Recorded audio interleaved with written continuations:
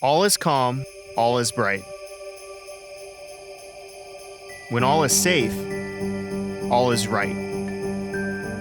Enjoy peace of mind this holiday season with the Erie weather-ready all-wheel drive Honda CR-V. Visit us at Bianchi Honda, because together is a wonderful place to be.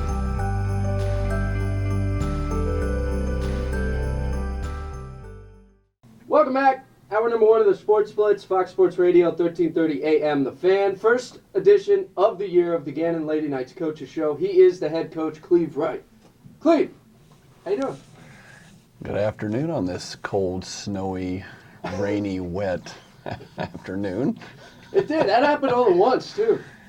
This snow, this cold. It just happened, yeah. That's Erie, man. We went to North Carolina. My wife said, I don't know how to use the snowblower yet. I said, uh-oh, we're in trouble. I need to be showing it because we got a different one. So, gotcha. Yeah.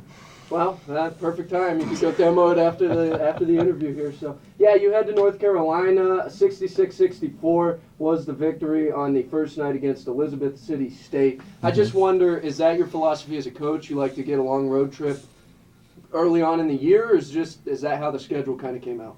I had nothing to do with the schedule, really. Gotcha. I didn't. The schedule was made. This is a 4-year deal, and this was the third of the fourth year. I think last year we hosted it, and then we go to Elizabeth City, and then next year is the last year, and it comes to Slippery Rock. So, yeah. There must be some merit to getting a long trip out of the way right off the bat.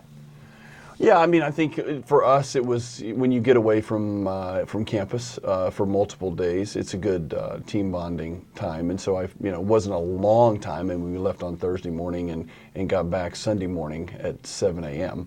And so it wasn't like there was a whole lot of time, but certainly getting away from campus and spending some time together is always good for team bonding. I think it's, you look down through the box score, your rotation will change all throughout the year, but I think it's funny, basketball fans, maybe more so than any other sport, expect everything to be working that first game, and it just doesn't come together like that. That's my guess. I've never coached a team. But how much goes into the opening week? What are you looking to accomplish by hitting the road? Well, especially when it's first year. We not only do we have 10 freshmen and sophomores, the 2 seniors and the junior, it's as if they're freshmen too, because they're learning a different style. It's just a different way of handling things. Everything from here's how we're going to sit on the bench, here's how we're going to handle each time out, here's the way we're going to handle a game.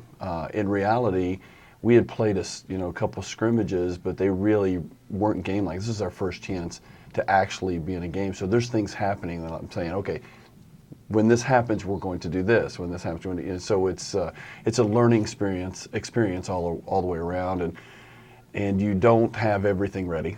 If you have a veteran team, yeah, you're going to look a whole lot smoother. Things are going to go a whole lot smoother when it looks like that. It may look that way. But for us, it was definitely a learning experience. Obviously, you're getting to know the kids, so the rotation, that will expand. How many, aside from this current roster, an ideal number as far as your rotation goes, or is it the whole bench? Well, I think right now, when you're learning each other, you don't really want to put a number on it. I know that ideally, you're probably going to play 9 or 10 players. It could get, depending on the game situation, it could be shorter. 9 or 10 would be great because I think that allows you to play really hard, and because you're getting more people in there. But we're going to play who's ready, who's ready to play. I know this weekend we were able to get everybody on the floor at some point, whether it be good reasons or not so good reasons. But we're able to get somebody, give every player got a little bit of court time just to get a chance to see maybe what their understanding is of our system. And so we use that time wisely. You talk about the system, so in layman's terms, you got to put in new motion offense down to the very basic thing that you'll run, and then there's the complexities of it all. Can you put a percentage on how much you have installed as of now? Obviously, it's hard to say. For example, in one of our games this weekend, there was a specific situation, a specific kind of screen handoff scenario that no matter when it is, but especially those first 2 games of the year, this wasn't something they ran last year. So we're having to adjust to it on the fly, and we're not adjusting to it very well on the fly. And so, it's hard. I think it's hard to put a percentage to it. It's probably more of a feeling. I feel like we have a whole lot more to do. So it's probably more of a feeling than a percentage. And then it's also, not only are you managing the X's and O's of it, but you're also managing the emotions of it, and the teamwork of it, the unity of all of it is all put in there along with the X's and O's. So it's taking over a program. Okay, and this is where I think people have to understand is this is not me in year 12. This is year 1, and we're having to redo everything. And so, I'm saying that to myself too, because I can become impatient with myself and with the situation because everything looks so comfortable and I'm so used to being in this situation or being at this place. It's not the same thing, and so I want to be patient with these young ladies, with these players, and with them as people, and to teach them in a good, strong way, so we get a good foundation. If I try to rush it and we try to take shortcuts to try to win or try to this or that or whatever, that's going to pay. There's going to be a price to pay, whether it's early or late. Sure. Obviously, you want to hold yourselves accountable. You want to put more pressure on yourselves than anyone else will. So, I mean, how have the kids been as far as buying in? They're all in? They're ready to go? Mm-hmm. Yeah, I think our players really want to do well. I think they have tried to do everything I've asked them to do. I think they've really put time in. The commitment that they've shown me, getting in the gym extra time and just doing those things that, working on their ball handling extra, getting extra shots up, coming into practice and playing hard and going through preseason and giving a lot of that effort and showing a lot of that heart. And then also doing the things where, they're trying to build relationships with each other. Again, we're really young, and so you've got to have all of that time put together. It's all kind of rolled up into one big ball. But I would say that they are definitely bought in. They're all really fine people, fine young ladies, and I really have enjoyed them.